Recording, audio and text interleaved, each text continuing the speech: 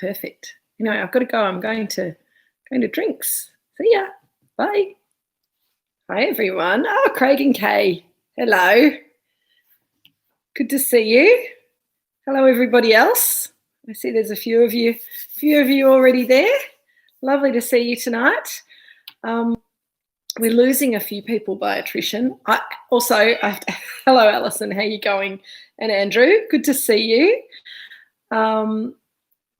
Yeah. So it's been a bit of a weird day today. G'day, Sharpie and Rod. How you doing? So I have to apologise, first of all. I was a little bit slow on sending out the email today.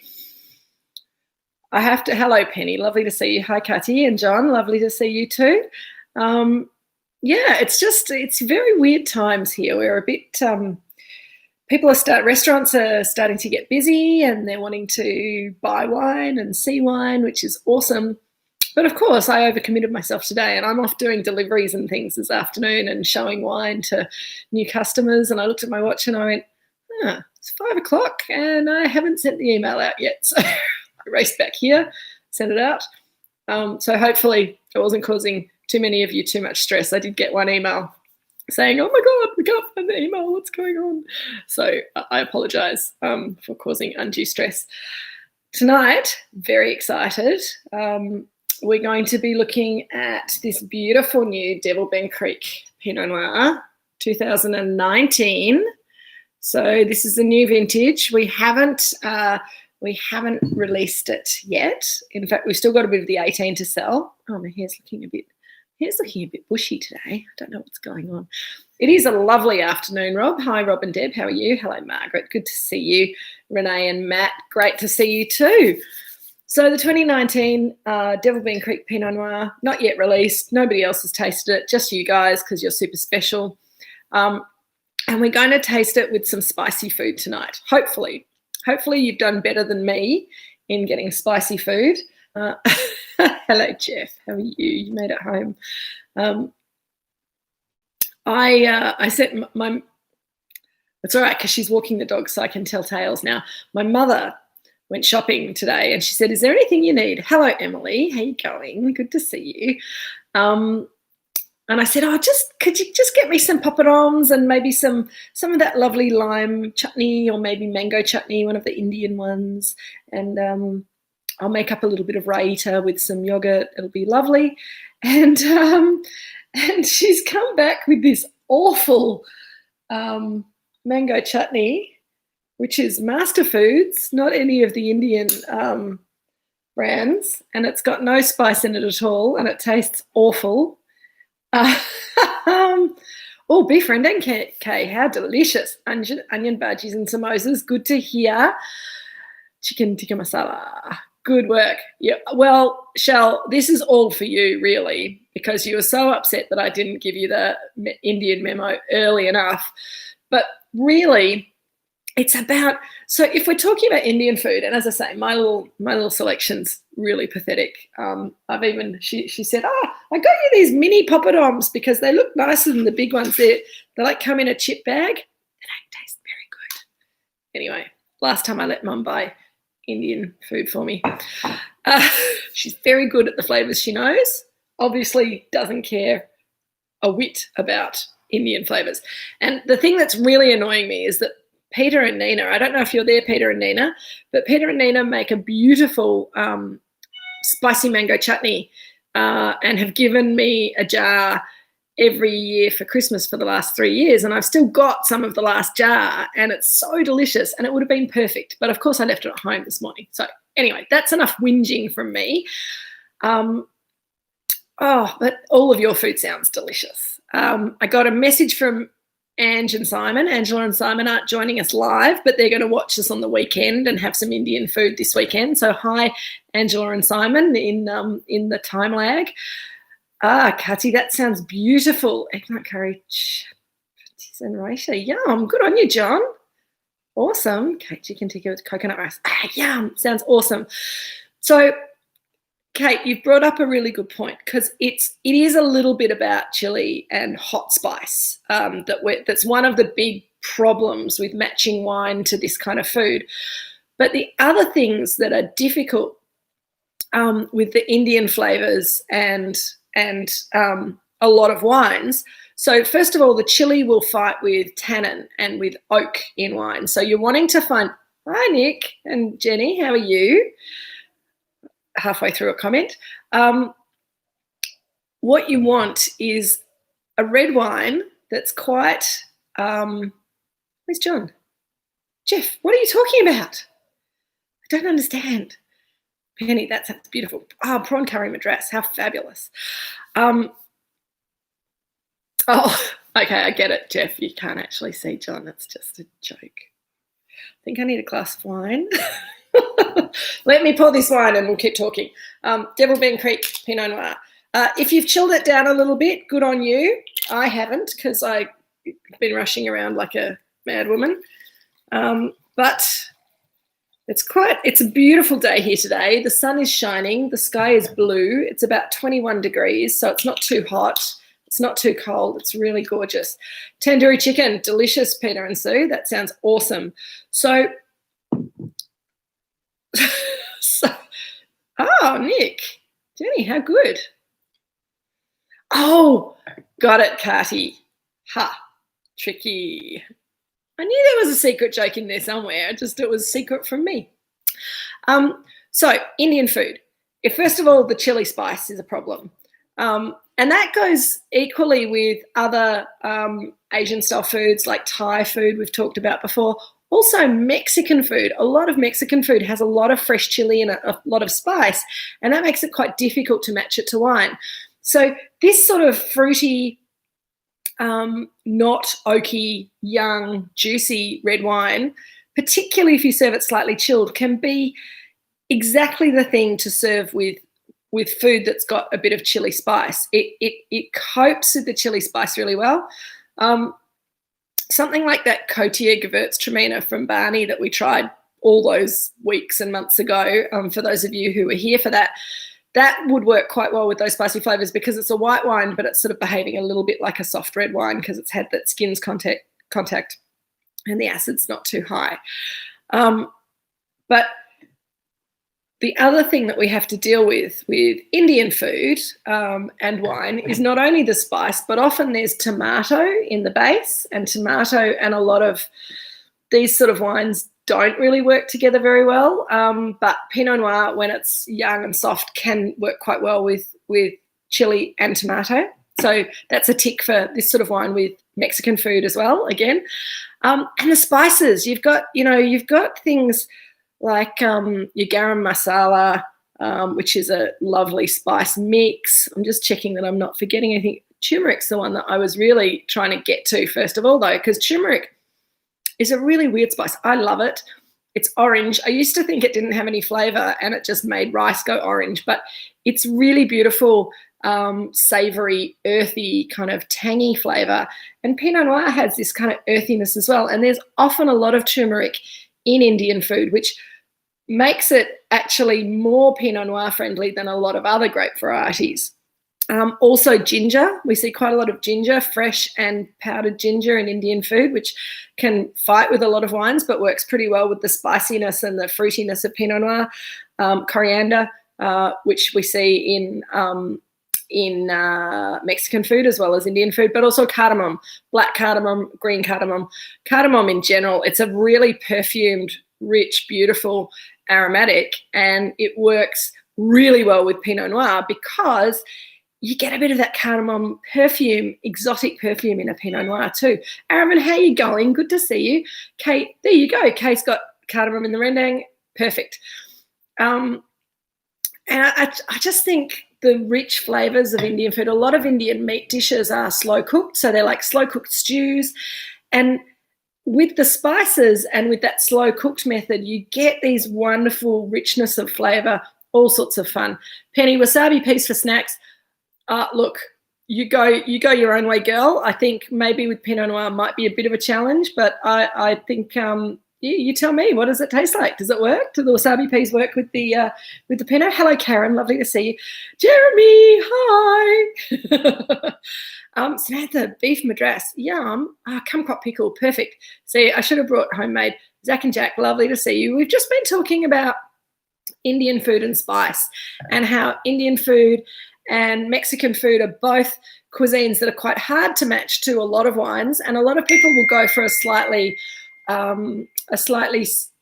sweeter style of white wine, and I don't think they work so well. Off-dry white wines like an off-dry Pinot Gris or an off-dry Gewürztraminer or an off-dry Riesling can sometimes work, but I think a soft, juicy, young Pinot Noir like this is almost better because it has that combination of fruitiness. You get a lot of fruitiness in a lot of Indian food, as well as tomato going in the base of things. You've got all these lovely fruity chutneys, mango chutney, kumquat chutney, all sorts of lovely fruity, sort of tangy things, bit of saltiness, bit of vinegar goes into quite a lot of Indian food too. And all of those flavours along with those slow cooked meat flavours. And if you're going for a prawn curry like Penny, that can work too, because you've got the layers of flavour that kind of build up and kind of play across your palate in the same way that, I think, wasabi is a bit too spicy, but the Bhujra Indian nibbles are beautiful. So we've got lots of, those little Indian, those Indian sort of crunchy things. I think that's what Penny's talking about. And they come in all different kind of shapes and sizes and different levels of hotness, and they're kind of green and red. And so sometimes you get some little dried peas, and sometimes you get some little turmeric sticks and things like that. Beautiful, beautiful flavors with the Pinot. I'm going to have a sip of the wine because I feel like I'm talking a little bit, a little fast. I'll just slow down for a moment.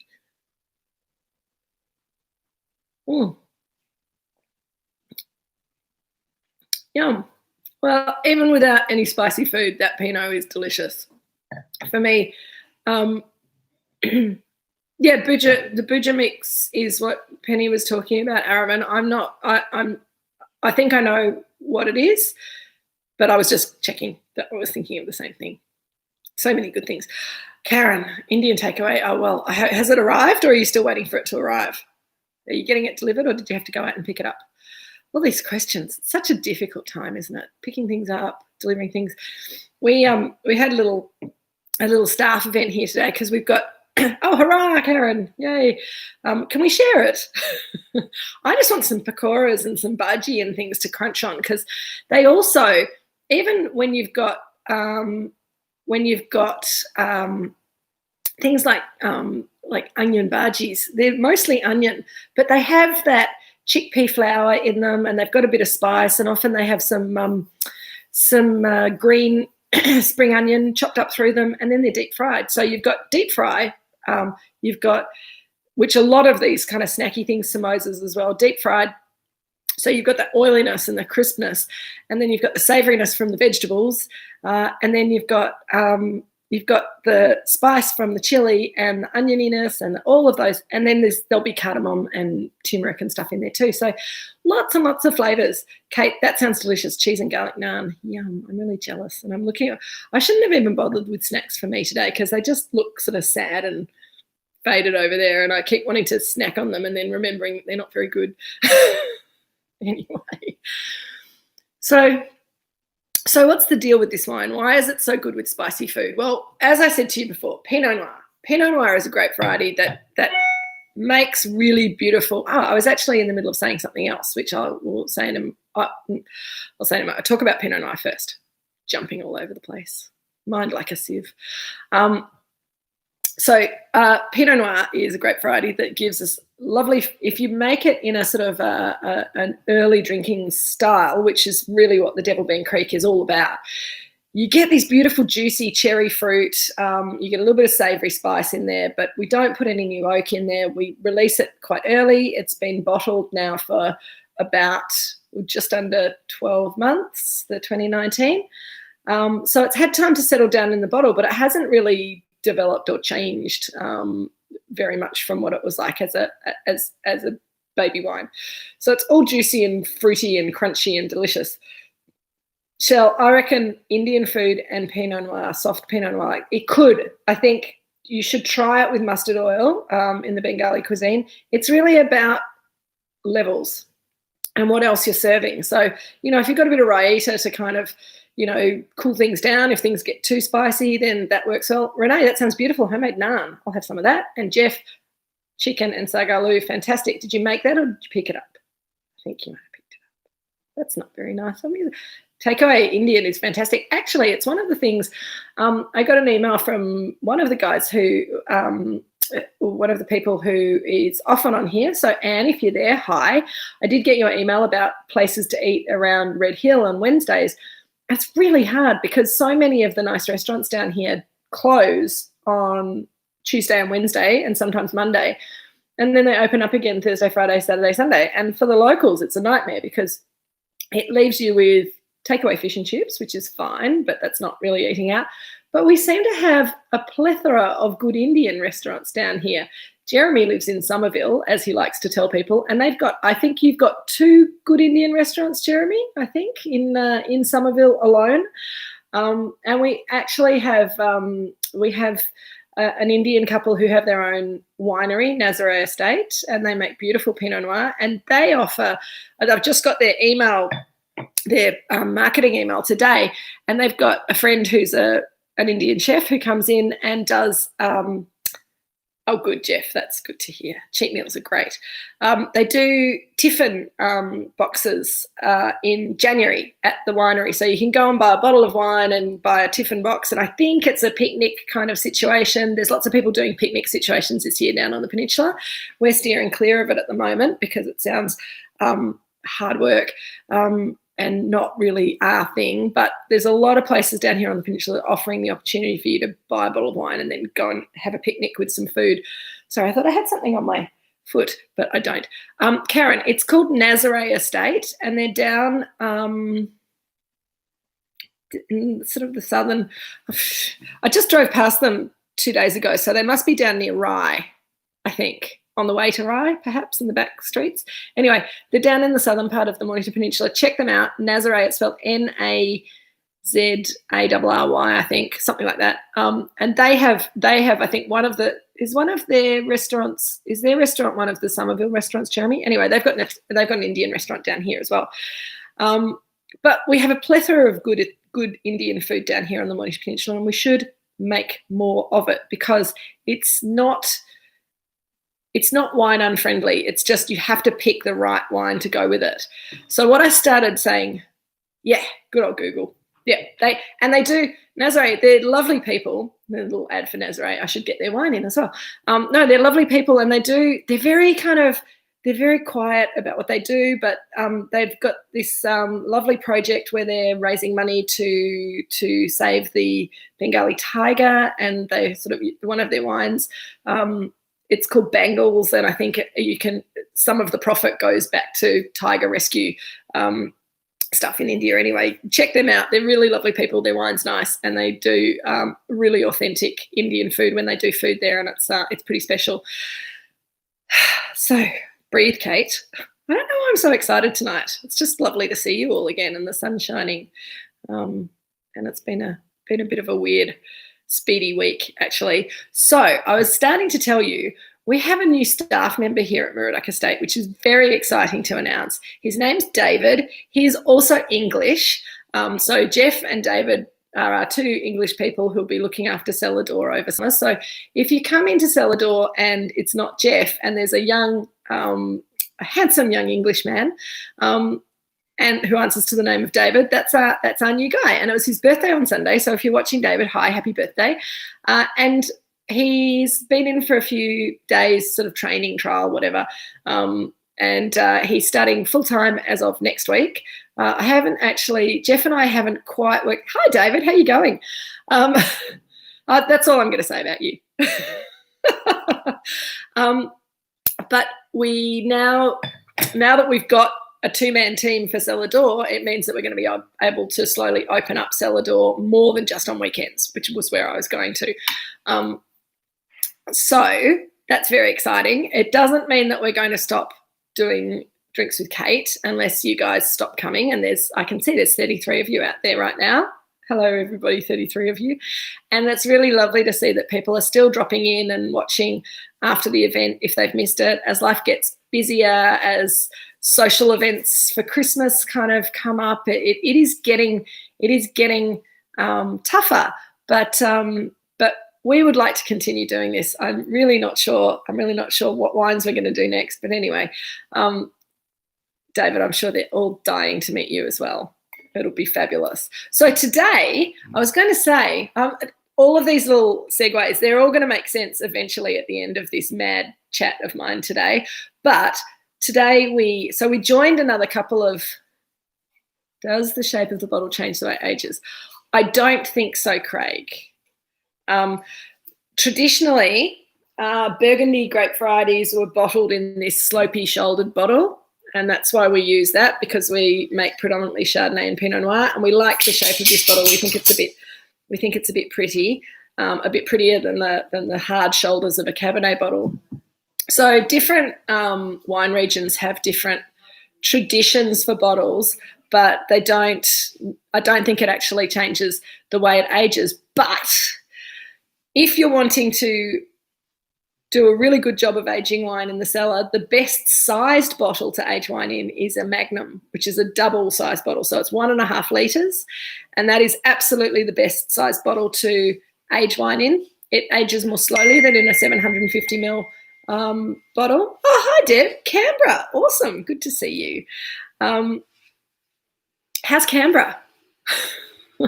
I turned down an invitation to go to a 2-hour meeting in Sydney next week because I couldn't think of any other good reasons to be in Sydney, and I decided I wasn't ready to get on a plane yet. So call me a wuss, but also there's quite a lot going on here, so I thought I'd stay here just for the moment. But I am looking forward to coming out and visiting the rest of the world one day soon. What was I saying? David, new cellar door guy, his birthday on Sunday. He came in today for a meeting, so we decided to do a tasting. And behind me, you can see 4 decanters. Look at that, 4 decanters, and they all have different Shiraz in them. So we did a little blind tasting for the guys and for me, but I knew what the wines were because I set it up. And we bought some wine from McLaren Vale and Adelaide Hills, and we tasted them and compared them to our Moorooduc Estate Shiraz, which freaked everyone out because nobody except for Jeff recognised the Moorooduc Estate Shiraz. But the reason I mention the Shirazes is that I'm a bit disappointed that Jeremy and Jeff and David didn't take a bottle home with them, because they're not going to go very well with the spicy flavours of Indian food. Shiraz has got a lot of richness and ripeness and juiciness, but it also has bigger tannins and more structure, and the bitterness of the tannins fight with the spice of Indian food. And particularly if there's a lot of oak in the Shiraz, which actually there wasn't on these guys, but quite a lot of oak, will also add to the bitterness and the hardness that chili spice. Possibly, Amanda. Although I spat the wine out because I had to go driving afterwards. So that's a tasting. Peter, a demijohn is not a great way to age wine. Thank you for your comment today. But it's a nice size container for a party if you've got lots of friends. So Shiraz, too much tannin, often too much oak, too much savouriness, even when they're big and ripe, often a bit too much alcohol as well for the spice and the hotness of Indian food.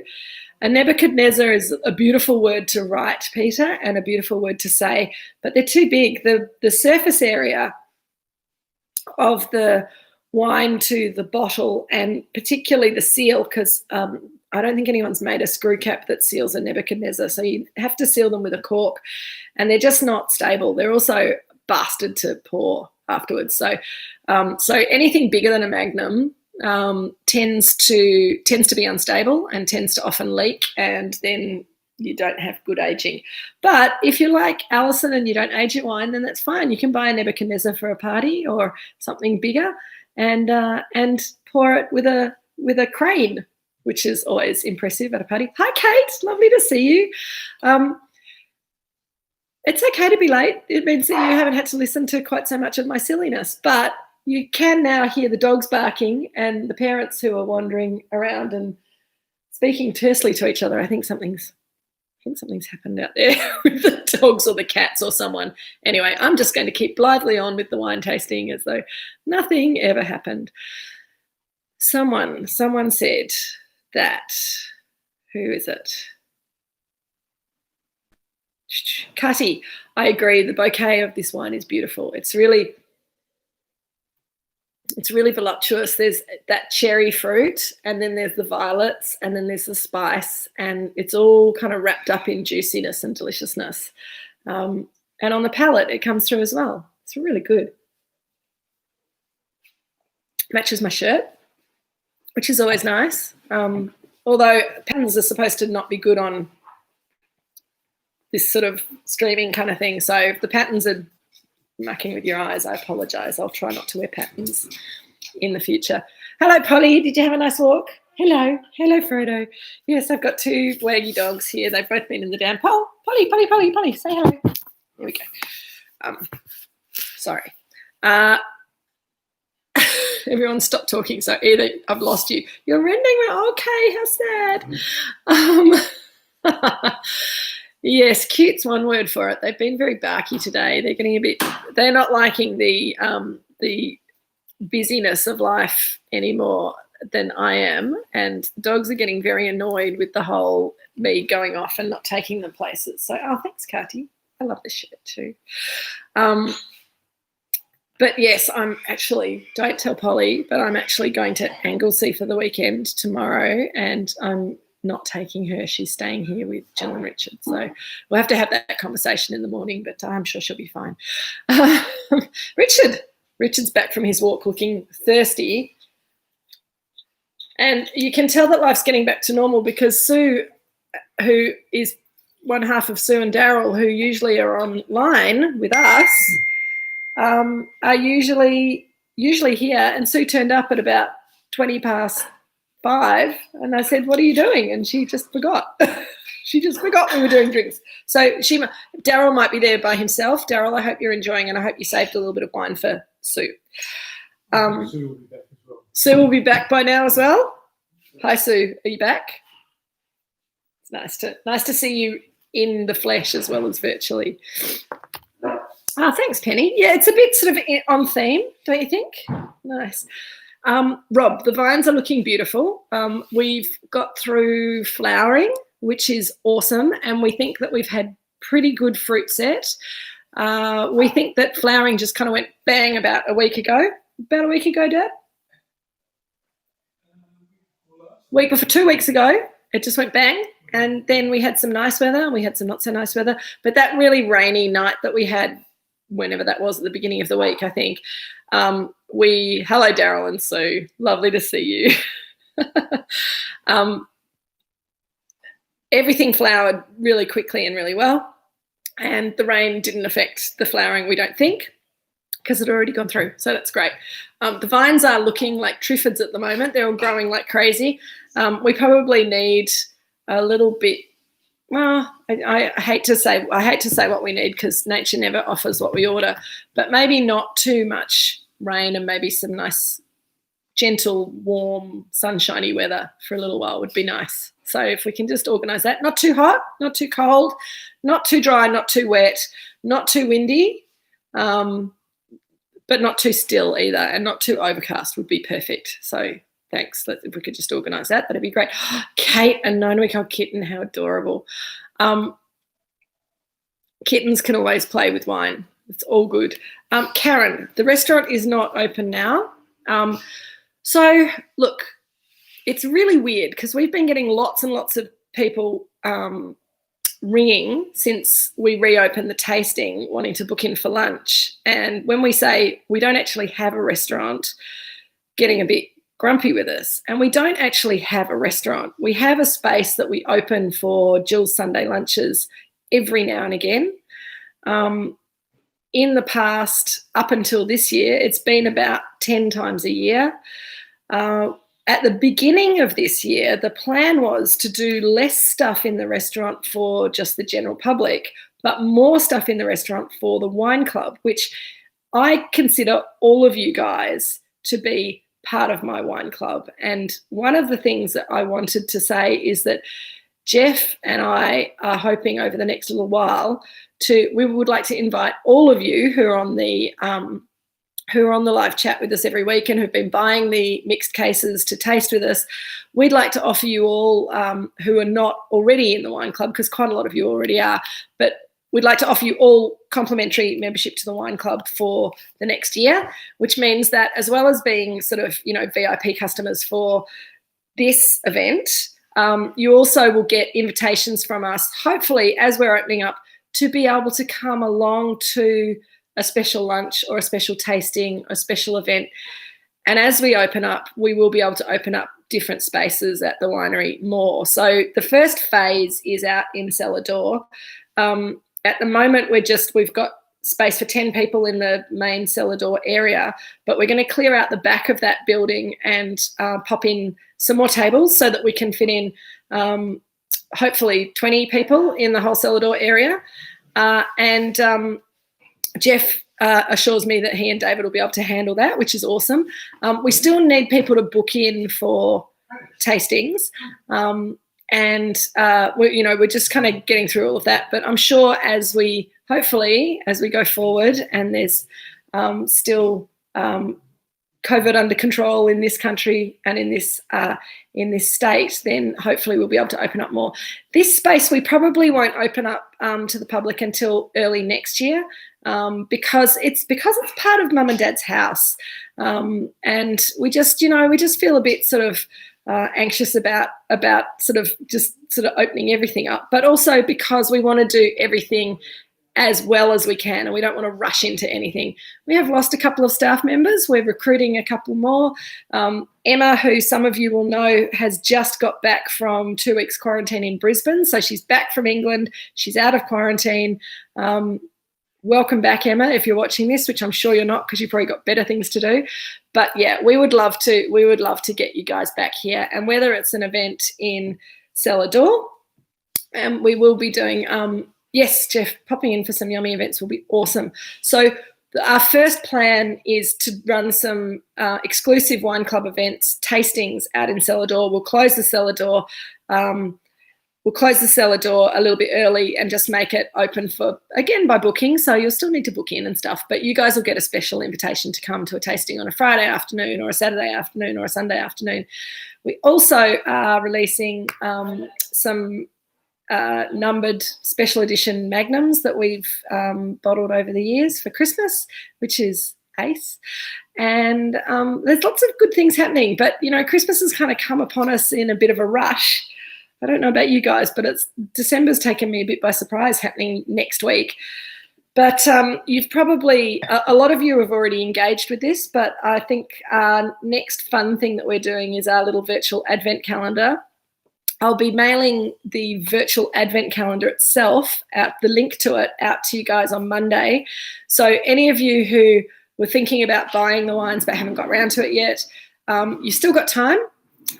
You can buy the little pack, or you can ignore buying the little pack and you can just have the advent calendar. The way it works, it's a little free app that I found that we've populated with our own information. So hopefully it all works. Fingers crossed. And it unlocks a new window each night at midnight. So on the 1st of December, when you wake up, you'll be able to open that window and see the first bit of the story. So that's going to be our little pre-Christmas virtual gift for you guys. Karen, I did get your email about recommendation for a wine book. There's lots of wine books out there. A lot of them are quite dry. So I was going to have a look at what I've got. Max Allen writes a rollicking tale, and he's got a new book out, and it's called something like Drinks. not very good. Or Intoxicated or something like that. Deb Vertisi is asking best temperature to serve Pinot Noir. That's between 12 and 14 degrees centigrade, Deb. Yes, dry wine books. Thank you, Kay. I aim to please. There is a nice book, actually, that's just here. Hello, Polly. This is an oldie but a goodie, and I think it's fantastic. I've got a copy of it as well. This is Mum and Dad's coffee. It's big, it's enormous, it's a coffee table book, but it's Oz Clarke's Wine Atlas. As I say, it's an oldie, but it's got maps of all of the wine regions of the world in sort of panorama. So it's not quite 3D, but it's not there. You kind of get a sense of the geography of the different parts of the world. It's quite old, so it was published, I reckon it was published back in the 80s or 90s. So they may have done an update. So, thank you, Cathy. Intoxicating, 10 drinks that shaped Australia. So it's not just about wine, it's about wine and beer and cocktails and all sorts of things. But it's a great read. It's a really lovely book. So that's a very good That's a very good book. Also, if you want just one wine book that will be your go-to wine book for everything, I still recommend that people buy a copy of Jancis Robinson's Oxford Companion to Wine. They're onto their third or fourth version of it, and it gets better every time. I've got an older version. I think I've got the second edition. But it's it's a big book. It's a big tome. Yes, Kay, Wine Dogs is gorgeous. In fact, Wine Dogs 3, I think, had 3 of our poodles in it. My old dog, Pedro, who would have been about 20 years old now if he'd survived forever. Frodo, who's still here, and Jeremy's dog, Oscar, were all in the fourth edition. There you go. Anyway, Wine Dogs is fun. It doesn't teach you a lot about wine, but it's a lovely picture book with lots of cute dogs in it. Absolutely, Kay. But Jancis Robinson's book is fabulous because anything that you need to know about wine, you can go, I don't know anything about Pinot Noir, and you look up Pinot. It's like a dictionary, but for all wine terms. I don't know what people mean when they say this wine has Brettanomyces, and you look up Brettanomyces and she'll tell you, and it's a little paragraph, and she gives you little references to go further into detail about it. It doesn't have Barberia in it, Renee. Are you sure? Wow, I have to go home and look my book up now. That's terrible. But yeah, I think that could be good. There are a couple of good ones for you, Karen, and I'll have a look at my bookshelf at home because I got your message this morning. I haven't had a chance to look at my books and be inspired by anything, but there's a lovely, if she just likes reading books about people discovering wine, there's another book. It's again relatively old, but it's written by a guy called Kermit Lynch, which is such a great name. He's an American wine importer, and he had an epiphany, I think in the 70s or 80s, traveling through France, understanding about sort of biodynamic and organic winemaking. And he started off and everyone was very traditional, and then they got influenced by big chem and people trying to sell them fabulous sprays and pesticides and things like that, and talking about how all sorts of modern additions to the French wine scene kind of robbed a lot of the wines that he loved of their personalities. So it's a bit of a philosophy but it's a very interesting book to read. So I'll think of a few other things too. Wines, Dogs and Lunig. Oh, Lunig. Oh, a little bit of cartooning. That's always good. Anyway, I hope that's some helpful suggestions for Christmas presents. Speaking of dogs, Polly's just come back. I think she's had her dinner now and she's ready to go home. Is that right, Paul? You ready to go home? But yeah, I think it's going to be Christmas before we know it. So let's just strap in and hang on for the ride. Next week, we are tasting 2 wines. I had a feeling it would have Barberia in it, Renee. Thank you for checking for me. Good work. So next week we're doing both of the wines that are left over in your box, which should be a 2018 Robinson Chardonnay and a 2018 McIntyre Chardonnay. There are new release single vineyard Chardonnays. They're looking really tight and really fine and really beautiful. and we've released them to the wine club a couple of weeks ago, and I know that some of you were able to come to the tasting, so you've already tasted them. So if you don't feel like opening both wines on the same night, then you can pick and choose. I'll give you a little bit of. So those of you who haven't tasted it and are saying we just want to open one and save the other one for Christmas Day or whatever, then that's absolutely fine. There's absolutely no need for you to have to open both bottles, but it is a really fascinating opportunity to look at the two single vineyard wines next to each other. So that'll be really fun. Jeff, I can't tell you what the first wine of the Advent calendar is because it's a surprise. But we will be opening it on day 3 of the Advent calendar. So if December starts on Tuesday, Wednesday, Thursday. So next Thursday we'll be opening the first wine of the Advent calendar. Oh, that doesn't work, does it? Well, it does. You guys, if you want to do the Duck and the Robinson Chardonnay, then you just hold over your Advent calendar wine for another day or two, or you open it a day early. It'll be fine. You'll be all right. I'm sure you'll work it out. Emily, we're not doing any hampers for Christmas as such because it's just kind of got too close. But if there's something that you specifically want, then please feel free to get in contact directly with me or Jeff, and we can talk through what we can do because we can put together some gift packs or whatever. But yeah, let me know what you're thinking, and I'll be honest about whether or not we can provide it. So don't be sad. It'll be okay. Yeah, have a chat. Send me an email or give me a call. Don't call me tomorrow because I'm having a holiday, but you can send me an email and I'll check it. Or you can call Jeff tomorrow. He'll be here. He'll be able to talk through what you want to do. You special folk can get this DBC Pinot Noir. Jeff, are we going to do a link? Are we going to do a little offer, a little mail out offer for these guys for the mailing list and the wine club?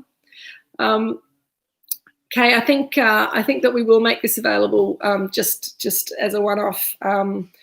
Either send us an email or we'll probably send out a link next Monday when we send out the Advent calendar, and we send out whatever other illuminating messages I decide to send you next Monday. So yes, but if you can't wait till Monday for a Devil Bend Creek 19 Pinot order, then please feel free to email us. Email me@moorooducestate.com.au and Jeff will pick that up and he'll be able to sort it out. The 19 is the same price as the 18, so it's all very easy. So you can even order it on the website, and then in the notes say please substitute 2019 for the 2018 that I've just ordered, and we can do that too. That'll work, won't it, Jeff? Have I made things too complicated?